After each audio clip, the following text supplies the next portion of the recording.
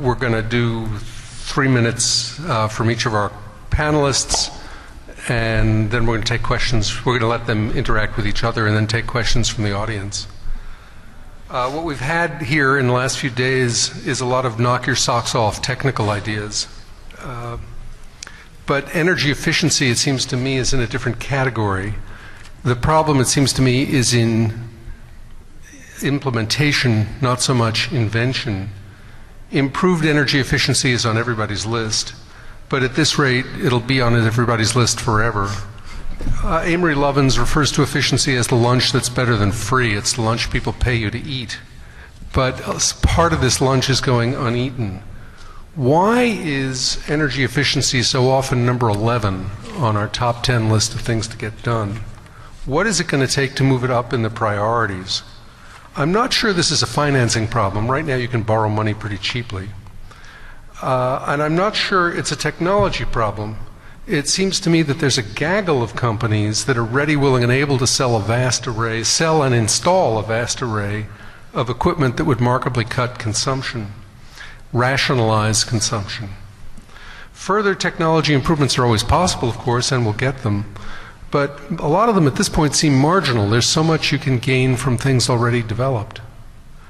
Once we've raised the watt to lumen ratio on lighting and lowered the burden on my air conditioning, put in a better chiller, there could still be benefits, but it would be saving a fixed proportion of a smaller and smaller number because the heat load is down to begin with.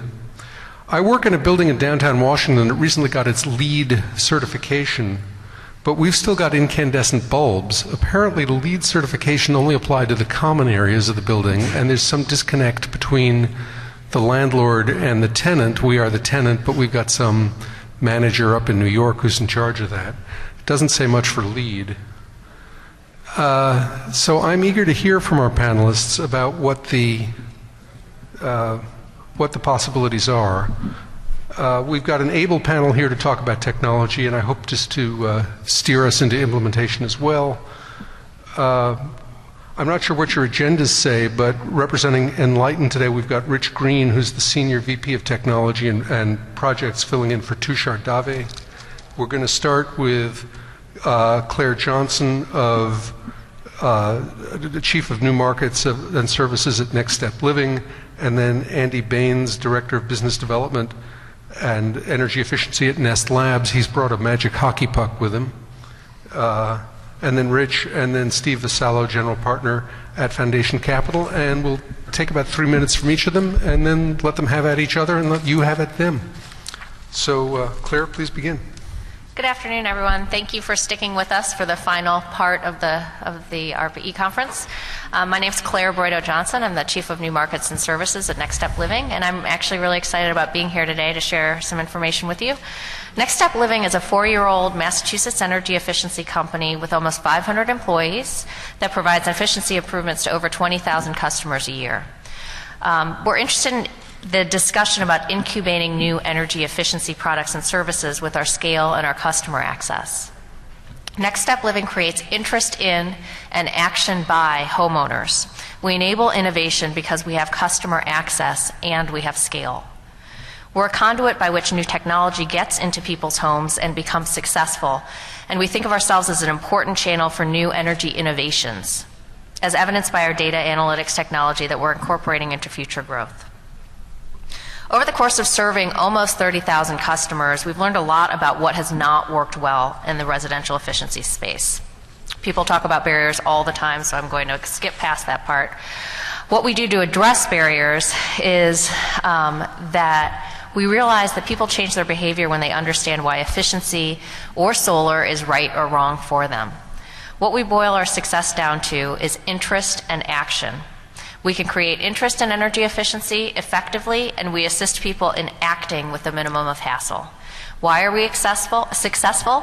One, interest. We do very effective community-based customer outreach. Next Step Living has found ways to forge trusted relationships at the state and local level and presents the customer with whole energy efficiency roadmaps and the steps to take near and long-term decisions.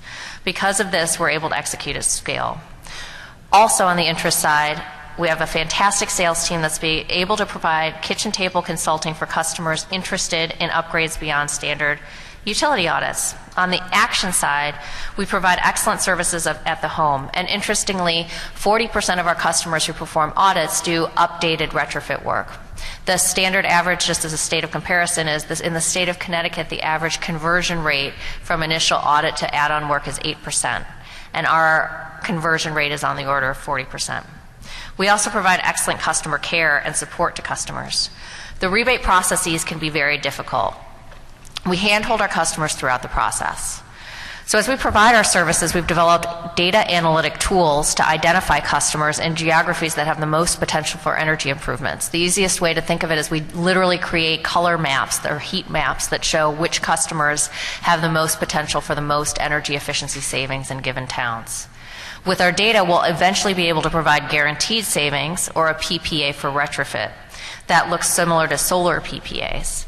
And we're pleased to be a part of the panel and excited about accelerating energy efficiency. So thanks for having us. Thank you. Andy? Great. Hi, everyone. My name's Andy Baynes. I'm the Business Development Director at Nest Labs, and I would fully expect that most of you have not heard of Nest before. We are a startup in Silicon Valley, in Palo Alto. We are made up of ex-Apple engineers. Our founders were the two gentlemen who created iPod and iPhone at Apple, Tony Fadell and Matt Rogers. And we started about 3 years ago on a journey to revolutionize the way people are managing and controlling their HVAC systems at home. So some interesting data around that. There are approximately 80 million owner-occupied homes in the US. Around 50% of those homes' total average energy consumption goes into heating and cooling.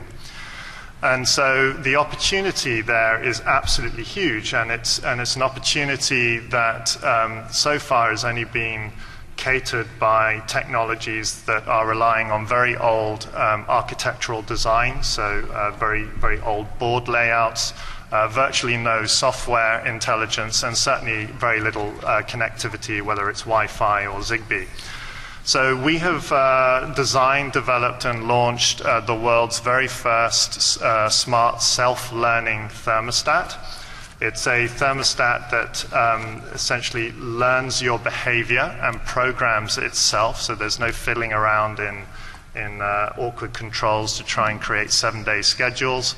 It essentially learns your behavior using presence detect sensors, and you have the ability to control your energy consumption or your heating and cooling from anywhere in the world, because we've also developed an app which goes on your Android or iOS device. So this is the unit here. This is essentially our design with the stainless steel ring. It's extremely easy to operate. You just turn the ring and the temperature is adjusted right there and then. It sets your network connectivity typically to your home Wi-Fi network.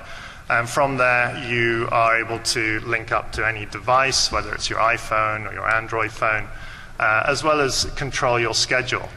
One parting comment is the unexpected interaction we've had from the hundreds of thousands of customers that we have nationwide, which is that on average, customers are now interacting with their device around 12 times a week. So if you try and put that into the context of the last time you actually interacted with your thermostat at home, this thing's really starting to change behavior. Thanks very much. Thank you. Rich? Sure. Hi, everyone. Thanks, Matt. I'm Rich Green, the head of technology and products at Enlightened Corporation. We're a early stage or a young Silicon Valley company as well, like Nest. And we're in the business of creating sensors, wireless networks, big data analytics, and controls to optimize the energy efficiency in commercial built structures. The lore of the company is that the founders and our CEO, Tushar Dave, were walking around New York and noticed at night that the brilliance of all the lights in the city, and just it struck them as an incredibly beautiful but wasteful use of energy. And when you pose a challenge to a bunch of Silicon Valley folks, they turn to their toolkits and they pull out sensors and microprocessors and wireless networks and things, and have built a very interesting system in that it is a very low-cost multi-sensor array with a microprocessor that operates autonomically, which means that each one of the devices attaches to a lighting fixture and runs its own program to improve the efficiency of the light. And without going into the details, the value of that is that the cost can be very low, and by reducing the cost, you can create a very dense network of devices. And by dense, each sensor covers about 100 square feet. Each one gets attached to each light in a commercial building, which is initially non-intuitive, but if you bring the cost down of the device, you get the value of very low-cost installation. There's no wiring in the ceiling. There's no running of network cables. It gets tapped into the power that runs the light, and everything else is done that way. So it's about 15 minutes per sensor. When Matt talks about, why is the uptake of efficiency technology seemingly slow, I think coming from the tech sector, one of the values is low cost and repeatability gives you scale. And the design center of what we do at Enlightened allows you to be, one design, one part that goes into hundreds or thousands of square feet in a building. So a little bit of background here. How are we doing? We've been in market for about 22 months. We've got about 6 million square feet of office space and commercial space covered. We're growing very quickly. We're moving to a model in which we not only use the sensor technology for lighting control, which yields right out of the box after the first installation about a 50% light savings in energy for a given light, and with tuning, which we do as part of installation, we can get that to 65 to 70%, which is a massive savings of energy, where lighting in commercial sites is about 20% of the whole bill. So we can knock that 20% down to 8% or 9% right out of the box. Not only can we do that, but the same motion detector technology that we use in the device can also be applied to heating and cooling, to space utilization, and other technologies like retail analytics, et cetera. So although it's initially a lighting efficiency design, it's a general purpose sensor array that can be used for other technologies that we'll be rolling out in the future. So it's a very exciting time for a young company. Thanks. Thank you. And Steve? Sure. So thanks for sticking around. So my name is Steve Vassallo with Foundation Capital. We're a 17-year-old venture capital firm based out in Menlo Park, California, so right in Silicon Valley. And we have roughly $2.5 billion under management across about 6 funds at this point. We invest broadly across all areas of technology, so roughly 60% in the sort of traditional software services, information technologies, about 25% in consumer technologies, companies that are sort of more familiar to you all, like Netflix or Lending Club. And then about 10 to 15% of what we do is our clean tech practice. But we, even in that practice, have done something that's, I think, pretty different. We've chosen, really sort of starting back about 10 years ago, a group of folks who led the practice, largely as an extension of our IT practice, really sort of started to think about this area of industrial controls or industrial processes. In fact, we called it advanced industrial processes for a number of years instead of clean tech. And I think the insight there was to think about how venture capital, which traditionally is invested in many of the large outcomes in that space, have been around information technology or consumer technologies.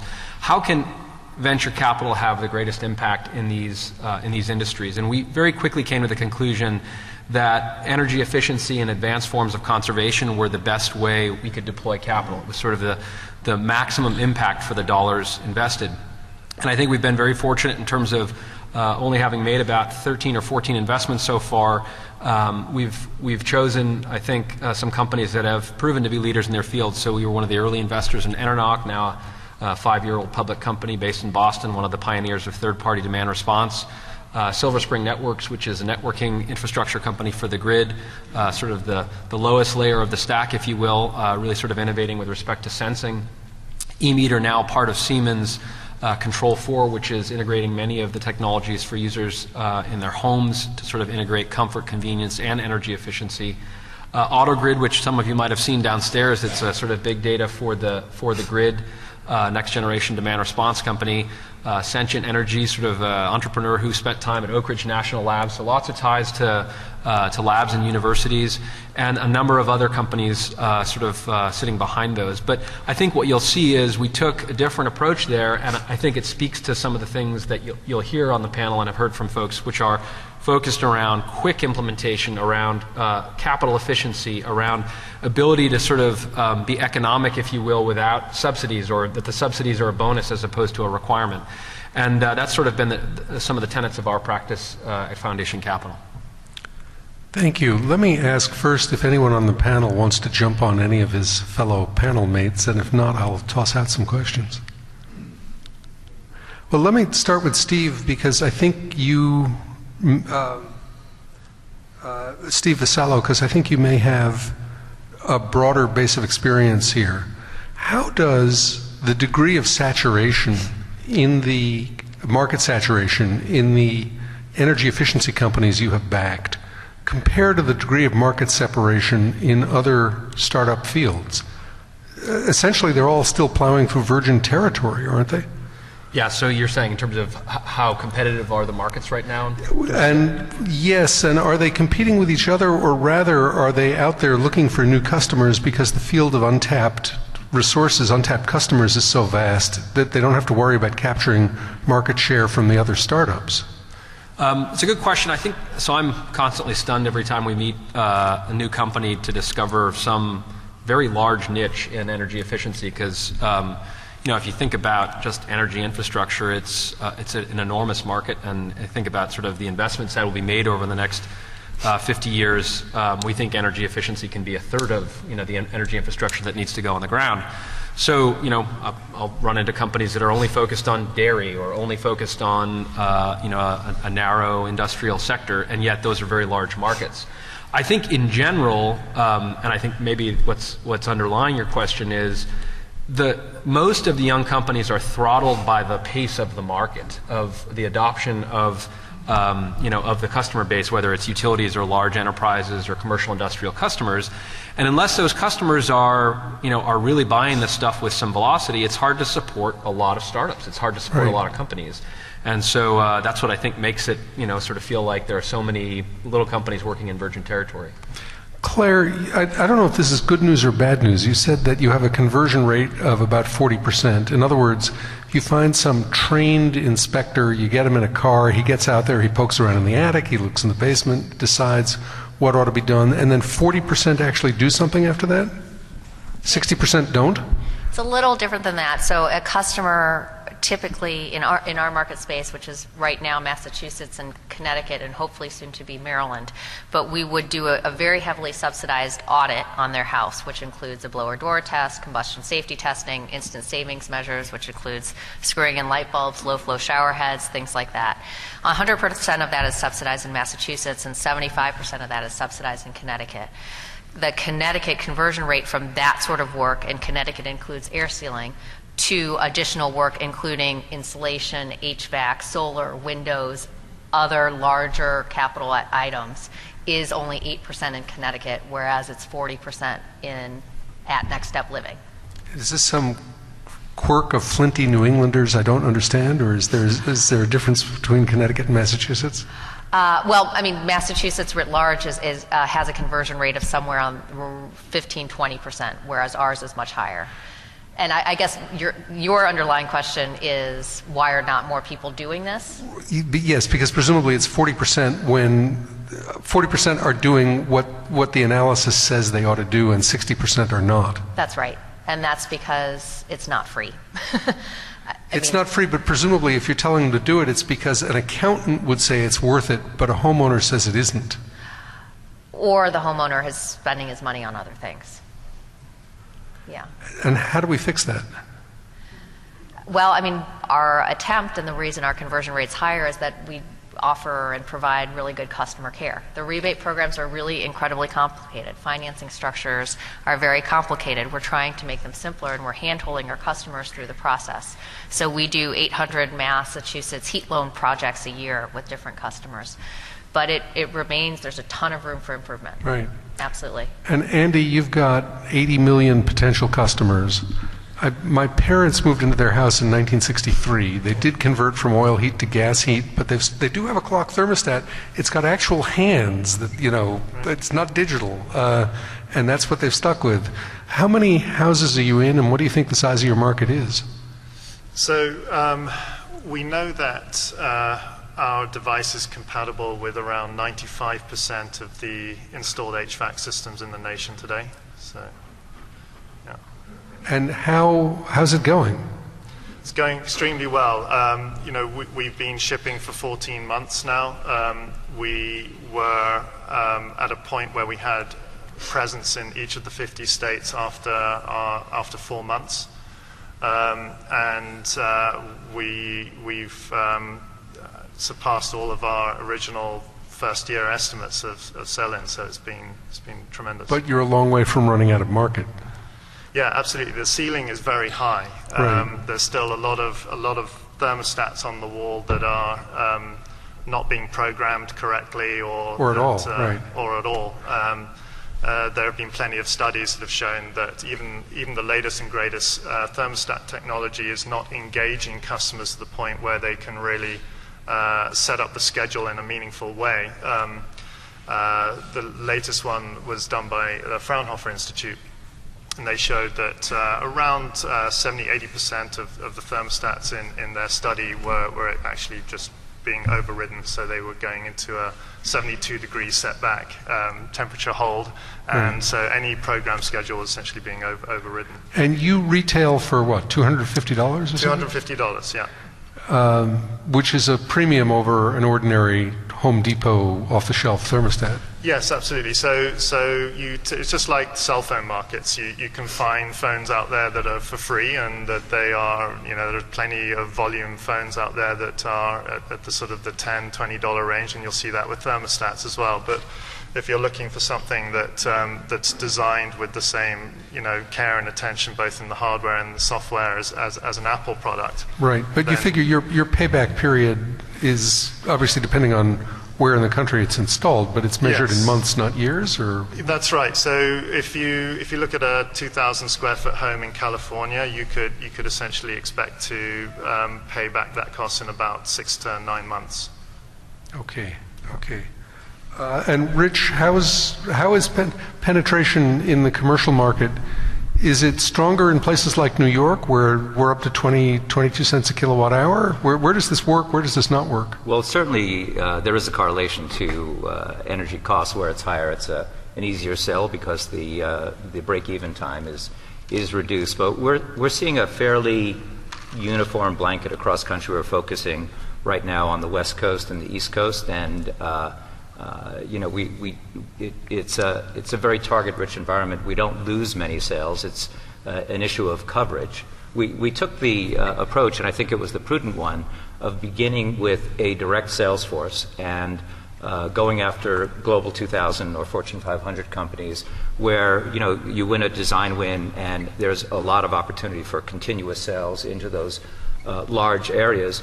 To start out with a technically compelling product in a reseller channel that's used to much simpler technologies, they're more of a fulfillment channel than a selling channel. And we felt like we have to start creating demand by having successful deployments before we go to a reseller model and scale up the company. We're actually doing that in the second half of this year. We're actually beginning it now as a test for that. But you'll see us scaling up the routes to market in the second half of the year after we, get a number of key wins. In the 6 million square feet, it's companies like Genentech and HP and others, and so they're A category wins, which I think will really help on the pull side of increased sales. Okay, we're going to go to questions from the audience in just a second. I'm told someone's going to bring me a tablet which will have your questions on it. Let me follow up Rich, and ask, you've got to sort of reach the point where somebody says, hey, come see my new office. It's got these cool motion sensors on the lighting? Or Well, it actually works that way. You know, when you ask the question, why is it so halting a process to focus on energy efficiency? One of the interesting areas is that most efficiency technologies or solutions don't have a visceral component. You don't see when they're working. And some of the feedback we're getting is very positive in that regard. People call up their building manager and say, you know, I walked out of my office and it took 15 seconds for the light to go off and it's supposed to be 10. You know, they love it. And they're paying more. attention. What is that? And they're paying attention. And they're paying attention to it. Right. And the building manager or the real estate people get to show this to the CEO and get to grow their opportunity for filling this in more places. Most of the efficiency technologies or solutions are unseen, and it makes it a greater challenge to get that growth. So I think by it having a visceral component and by it being low cost and repeatable, you just pop them in every space, you don't decide which SKU to put in, growth occurs. And if I put in Nancy's new windows or insulation, that's about as unvisceral as I can imagine. But let me ask Andy, if I put in your magic hockey puck, do I see it working? Yeah, you do. So you see it on two levels. One is obviously the HVAC system goes on or off, so you hear and your comfort is, your comfort level's achieved. But we also have this thing called the leaf. It's a little green leaf that appears at the bottom of the display. And when you turn the dial below your setback temperature or your programmed setting, you get awarded a leaf. And that's actually become a viral game on Facebook and Twitter for us. We've been totally surprised by the amount of people who are what we call chasing leaves. They're trying to build up as many leaves as they possibly can. When you get to 10,000 leaves, we plant trees for you and things like that. But it's become very competitive. People are swapping stories around how they managed to get to a certain score and what they're doing at home, behavioral components that have enabled them to save energy. So all of this has been catching on nationwide without there being a dollar component to it, but that's obviously the next logical step. This linking sounds a little bit like why I bother to separate cans and bottles and put them out separately on Sunday nights for the trash guy on Monday mornings. You couldn't pay me to do that. I'll do it willingly and I'll spend time on it, but it ain't for money. Okay, we have some pretty good questions here. One of them, I think, possibly Steve or Nancy could answer. Can alternative financing, well, maybe Steve won't like this question. Can alternative financing models, like SolarCity's install/operate model in solar, offer better scaling in energy efficiency? Well, maybe you will like that question. Claire should actually answer this because she spent a while, she was part of Sun Edison, but I believe they can, but it's still pretty hard. You should talk about this, Claire, for sure. Yeah, so I'm one of the co-founders of Sun Edison, which was commercial power purchase agreements back in the early 2000s. I do believe it's all about scale for the residential space, whether it's solar or energy efficiency, and it's providing customers with very specific customer care in a friendly and easy to understand way in which we can provide roadmaps to customers. The big issue for SolarCity, for Sunrun, for Sungevity, for us, anybody in the energy efficiency space, is the customer acquisition cost. And the customer acquisition cost, the IPO documents in SolarCity say that customer acquisition costs can be up to $5,000 per customer. That's an awful lot of money out of a $25,000 solar system. So, what Next Step Living is relying upon is reducing that customer acquisition cost dramatically. The cost of a solar installation is much, much higher than the cost of most of the energy efficiency improvements that are going to be made. So the name of the game really has to do with lowering customer acquisition costs. We at Next Step Living are doing that via outreach events, targeted customer outreach, creating these maps that find customers that are particularly suited for ductless heat pumps or for solar or for windows. But it is very much a scale game, and I really don't think it's as much of a technology play in terms of a technology that's inserted into homes, but rather it's a play associated with lowering customer acquisition costs. And do you direct customers towards sources of, you don't provide financing, but do you direct customers towards sources of financing? We do. So there are several subsidized financing programs in many states, which are subsidized via systems benefits charges. So for those that aren't familiar, on any energy bill that you get, there's a small line item that says a systems benefit charge or a a very small percentage of all of our energy bills go towards this big pot of money, which then is used to create subsidies for energy efficiency. And every state is a little bit different, but there are financing structures that are very much subsidized by the utilities, and then there are additional financing structures. We, Next Step Living, don't have our own financing structure because we found it's much cheaper to outsource. Right. But we use programs like the HUD Title I Plus One program. We use, companies that do something a lot like credit card debt, and then we use PPA providers for our solar installations. Rich, do you have an easier time of it? Do you have like a higher conversion rate, so to speak, because you're dealing with customers who've got some real estate specialist there who's got a sharp pencil to begin with and thinks mathematically and likes this idea? Yeah, it's a very straightforward calculation, and we can have customers to point to, and based on their energy rates, they show the ROI, and it's pretty instantaneous. To speak to the other question, there is the capital outlay that's required up front. Occasionally, that pot of money goes away or gets moved, but it's relatively modest for the scale of the commercial site or real estate site and the savings that's returned. So we see it as a pretty straightforward sale. It's a simple math problem. If I made you switch jobs with Nancy, what would you do to take the good part of the commercial side and get a higher conversion rate on the residential side? I'm sorry? If I made you switch jobs with Nancy. Nancy? Claire. Okay. Sorry, with Claire. And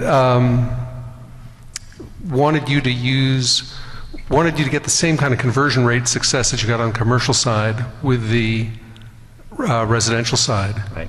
What would you do?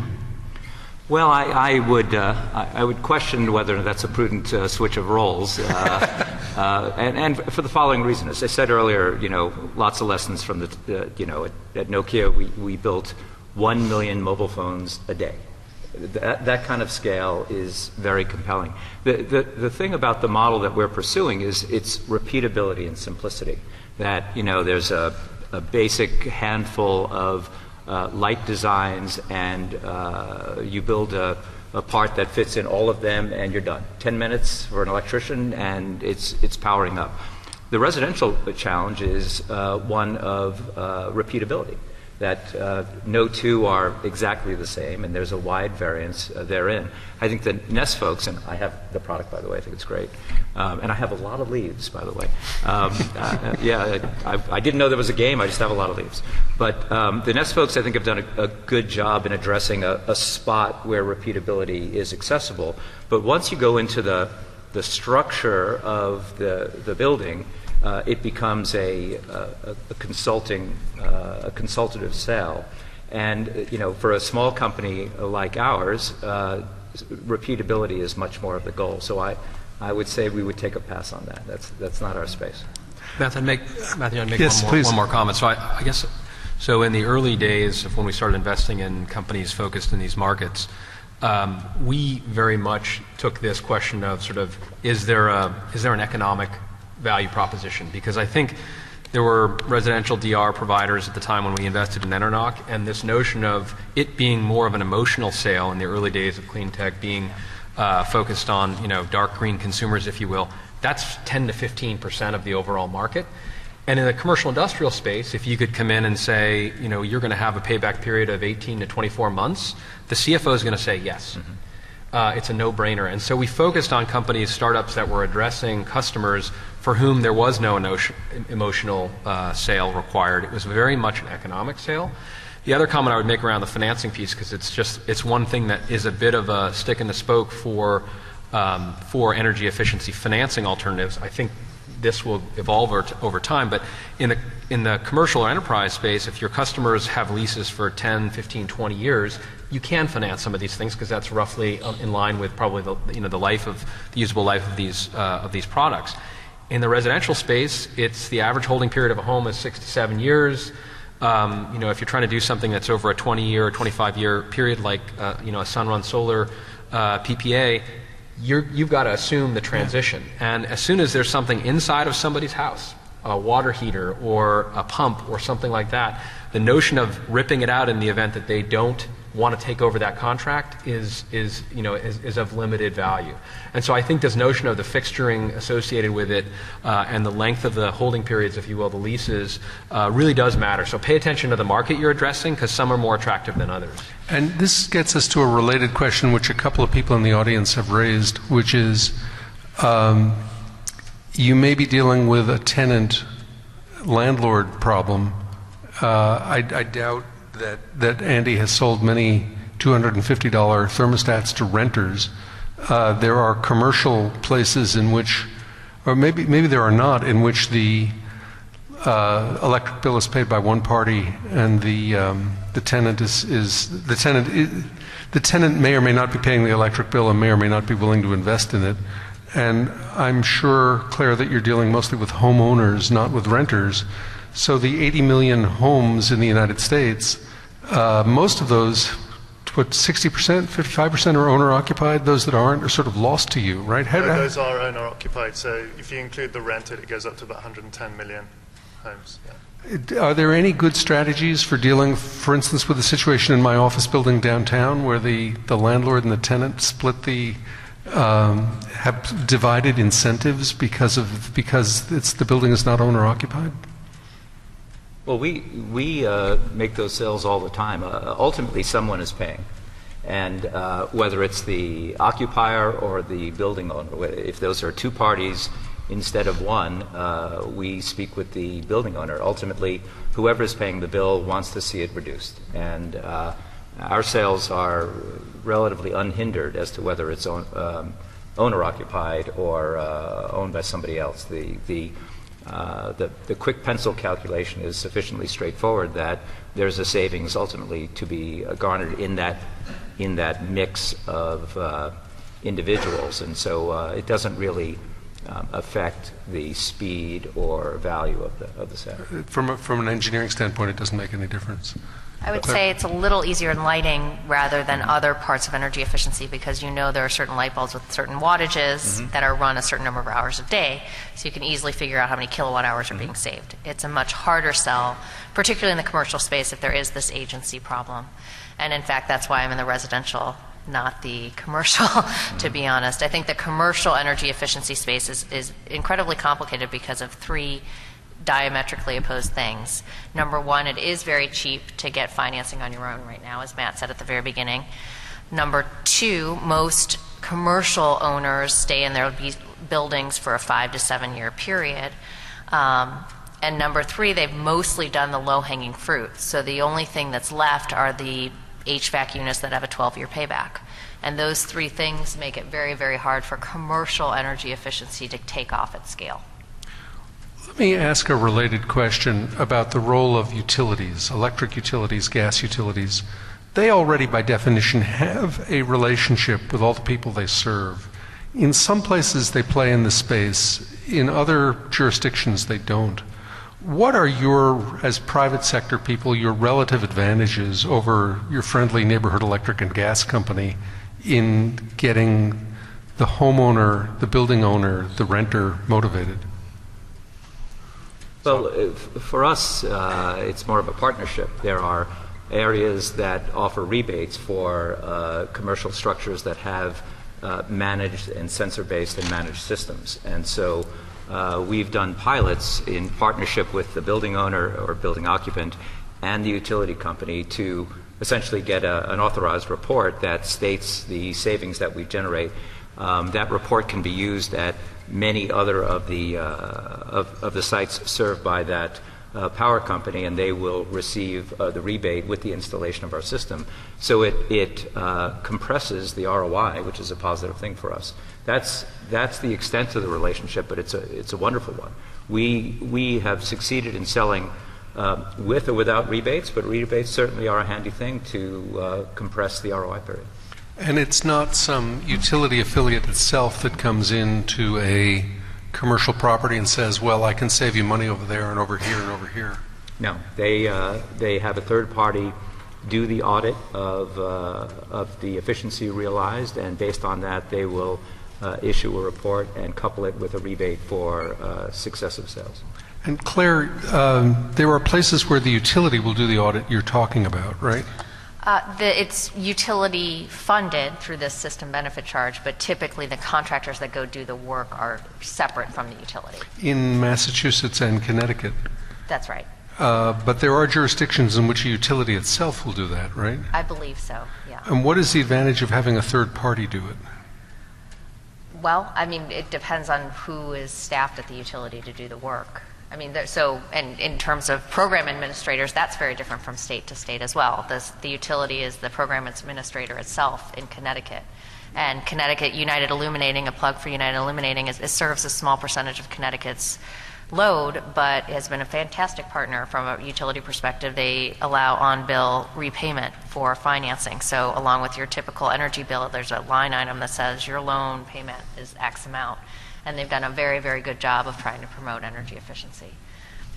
Beth, I can make one other comment about your question around utilities, because I think it's a huge point of leverage for energy efficiency. It's also probably untapped or not always as optimally used by young companies. If I think about the early days of demand response, there's a huge incentive for utilities to invest in energy efficiency. 10% of their expenditures, of their CapEx, is dedicated to 1% of the load, those sort of 3 or 4 days a year, usually in the middle of the summer, sometimes in the middle of the winter, where they have to have capacity to support the load that's coming online. And they'd love not to have to build another $100 million peaking power plant, and they can do it with software and control systems that are $1,000 for 100 kilowatts to manage. Many of those solutions in the early days of demand response were really sort of tuned towards very large utilities, the 30 largest that all have sort of more than 1 million customers. There are now technologies, AutoGrid demoed this downstairs, that work for hundreds of dollars that enable the munis, the 3,000 co-ops and munis, to have now an offering that enables their consumers to be able to take advantage of demand response. And those munis benefit from this as well. The challenge, I would say, just because I think it's really important to identify what we all can focus on, and frankly what I'd love the DOE to work on, is the question of incentives. Because today, I mean, it's a game of hopscotch across all these different regions, states, of what are the incentives for these utilities. I think in utilities, the basic business model is you spend money, you get a guaranteed return. I'm talking about the IOUs now. And I think if we structured the business model differently, such that energy efficiency investments that were long-lasting, the things that really do last 15, 20, 25 years, if you got as a utility a small increased return on your investment. So instead of 10.5% return on investment, you got 10.75%, so a 25 basis point bump, and you are now incentivized to make these investments in energy efficiency, we would solve many of the implementation and scaling issues that we as an industry continue to suffer with. And I think it just gets down to the basic incentives of how markets move. Let's help the utilities make better decisions by creating incentives that align them with the deployment of energy efficiency. Is there any place that does that now? There have been attempts to do this. Unfortunately, I think those were kind of overreaching. In other words, instead of, as I suggested, a relatively small increase, in other words, a premium over the capital investments focused on demand, or focused on generation, rather. The attempts that have been made are, to some extent, perhaps an insult to the intelligence of the regulators because they were so aggressive. But if you did something that was reasonable, I think you could get it over the line. But I also would suggest us doing it, not in a 50-state hopscotch game, but rather at a federal level. And boy, we could make tracks in a big way for energy efficiency. Well, if I can see and raise, I think a quick pitch is that we actually have an ADR product that couples, requests coming from the power companies and turns down the utility consumption on our system. But to Steve's point, it is heavy lifting to deal with but all of these utility companies. We're a young company. We have a couple of people dedicated to working with them, in part for DR functions and relationships. It's brutal. It's incredibly complex. I don't know if hopscotch was what you were focusing on, but the dance that you have to do and the duration of that dance to show something that's relatively simple is really complex, and there's energy to be saved, easily harvested, if it weren't so complex, and for companies like ours to struggle to spend the time to go do it. Andy, can you tap into that? Is there a way for my utility to come and install your device in my house and bill me for it, or? Yes. So today the predominant mechanism is this rebate channel that's out there. The rebates that are available specifically for thermostats are somewhat sort of scattered. There tends to be much more even coverage across the nation for other things like HVAC, for the higher ticket items like HVAC systems.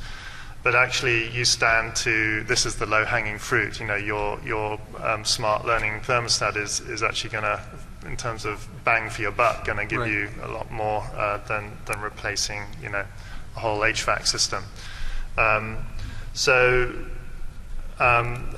I somewhat sympathize with the utilities. I mean, they are being squeezed at the moment. 70% of the 450 generation plants that are out there are going to reach their 30th birthday by 2020, and they've got to do something about that. They've got to raise a lot of capital to deal with that base power supply. And you mentioned this thing about customer relationship. It's true, they do have relationships with customers, with millions of customers throughout the nation, but I don't think they have an engagement with customers.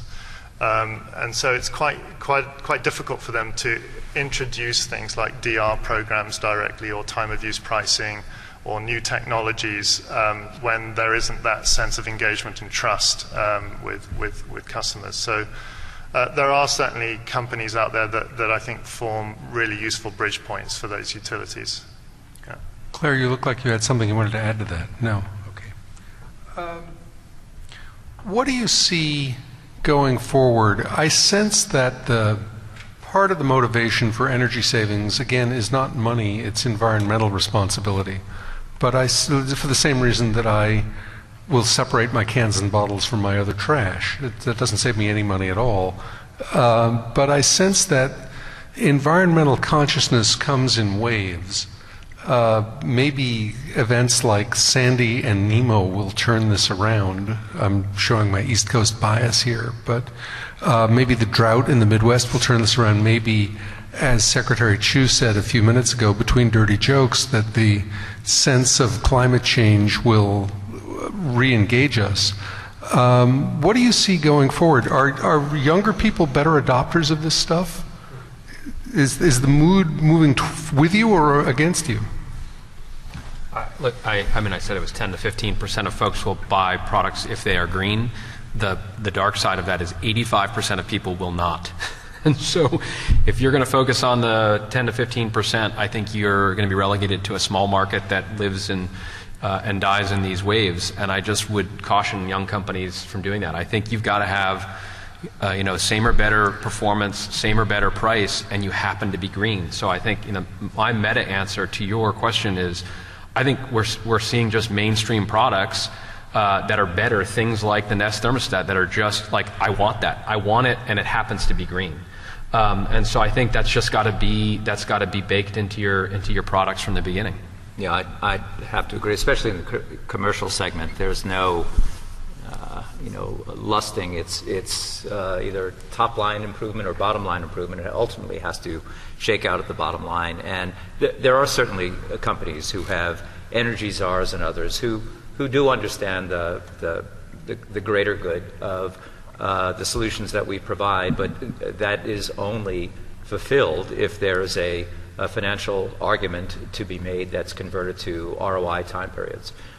Without that, there is no real traction to, again, in the commercial sector, to engage in these kind of product sales. I think in the residential sector, it's all about money in the bottom line as well. I really do. I agree with Steve that it's only the 15%. And if we can't show a good ROI to a residential customer, they're not going to install insulation or a new heat pump. And that's one of the problems with energy efficiency broadly compared to solar, or frankly compared to lighting. You can show exactly how many kilowatt hours are being saved or being generated by solar. It's a much harder thing to show how many kilowatt hours or MMBTUs are saved by installing X amount of insulation, X square foot of insulation, and adding a new HVAC unit. And that gets back to the utility discussion of, can we get before and after utility bills? So I'll buy the thermostat because it's cool, but the window because it pencils out.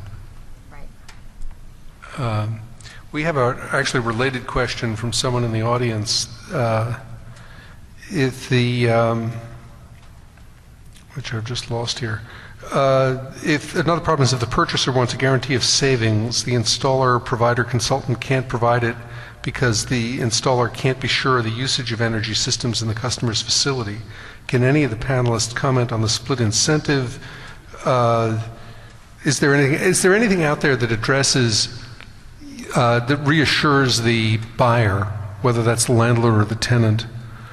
Do you have trouble persuading them about the level of savings that your service or device will achieve?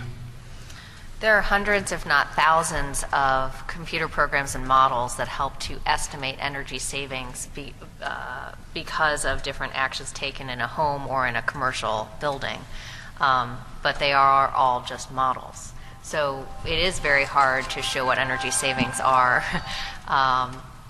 because of energy. Turn off your cell phones. So I think that is a big problem. I don't think that there is a solution yet. I think a lot of the data analytics that companies like Next Step Living are putting together now, where we've got a database of 11,000 homes where we have exactly how much energy they used before for a single year, what energy improvements we added, exactly how much that cost, is great. But the next step of that discussion is getting the utility bill data for 2 years after, not just before. Well, as mentioned before, in the lighting space, we have an easier time. We have a display on our system that shows utilization over the week or the month and what it would be like if you weren't running it in a saving mode. We can often do a survey before we install the system and gather information that is akin to the before, and then with our system, it's the after. And so we have a pretty black and white numeric value proposition. Usually it's just, do they want to take on the project? Do they have the capital budget to get it done? Very, very basic. And it usually starts with a small thing and then grows from there. But it is a very, unlike other areas that are, they ultimately do have straightforward dollars and cents, but they're a little bit tougher to calculate. Lighting makes it easy, which was why this is the beachhead activity that we took. We are moving to other efficiency capabilities based on our sensor design, but I think the way you enter a customer will be through the lighting for a significant amount of time going forward. I have two problems. One is I've pushed the wrong button and all the questions have disappeared, and the other is I'm running low on questions.